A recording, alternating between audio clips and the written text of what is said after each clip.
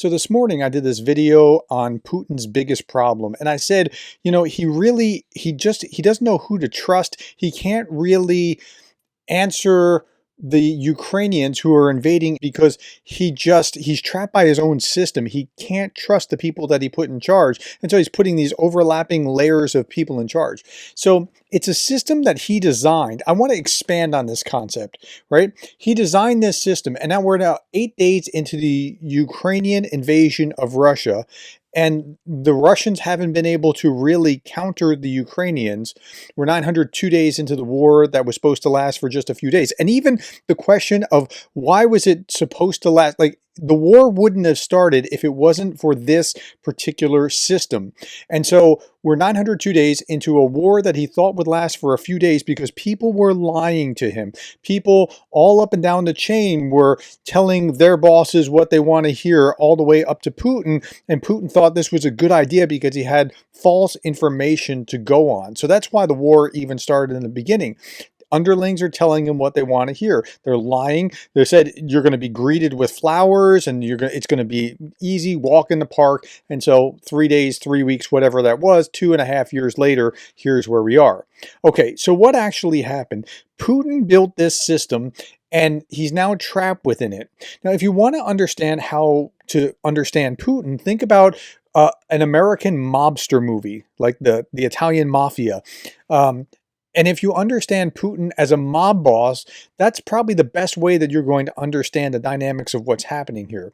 So Russia is not a meritocracy, or at least not within the government. Maybe there are some companies somewhere that are, I'm not saying everywhere it's not, but it's not a meritocracy where competence is prized. That's how meritocracies work. You are excellent at your job, you rise higher. Now, it's something very different. It's, I don't know what you'd call it, a loyalocracy, right? The more loyal that you are, the more you rise. And you are loyal to your boss, well, you're going to rise. And competency is actually a threat in that system because we don't want to subvert the boss. We just want, we don't want to go higher than the boss. We just want to be loyal to the boss. So the system that we have, or the system that we live in, shapes us and shapes how we interact with each other. A great example of that is your family. If you come from an abusive family or a broken family, you have a very different experience of how the world works than when you are in a loving and nurturing family. And so in Putin's system, it works one way. In a meritocracy, it works another. So in Putin's system, you get ahead by being loyal, and you can be incompetent and loyal as long as you're loyal. Right? Sergei Shoigu is example A of this, right? He's not the sharpest knife in the drawer, yet he rose to the top of the system just by being loyal. Okay, worse, the longer that you're in this system, so Putin created this system, well, okay, it's a holdover from the Soviet days, but Putin has perpetuated this system, and the longer that you perpetuate the system, the worse it gets. So people are loyal but not competent, and they're very loyal and very not competent over a long span of time.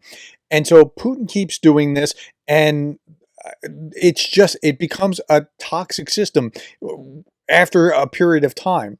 So he spoke about, to the governor in Kursk, right? He was the governor in Kursk was trying to say, okay, we lost 12 kilometers by 30 kilometers or whatever it was. I don't remember exactly the figure. And he said, I'll tell you what happened. Wait for the military to tell you what happened. He was essentially shutting him down. And in shutting him down, he's sending a message to everybody else. Nope, this is going to be the official line. Now, if you can't speak truth to power, and that's what happened. Remember the days before the invasion? You saw the same kind of thing there as well, where he gathers all of his bigwigs in this room where they're all at a distance, and he's sitting up there and say, "Tell me what you really think." And then they say, "Yes, I agree with your decision." "Tell me what you really think." "I agree with your decision." "Tell me what you think."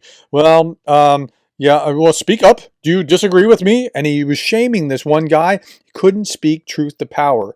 Now, the way that this works is Uh, you have loyal people that are not necessarily the most competent, but he's got to meet a real threat in a real world where he needs real solid competence.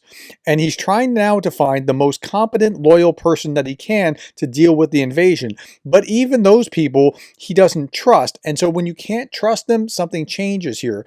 So there's this lack of competence, and the lack of competence isn't just in his top line. The lack of competence go down to the people below him.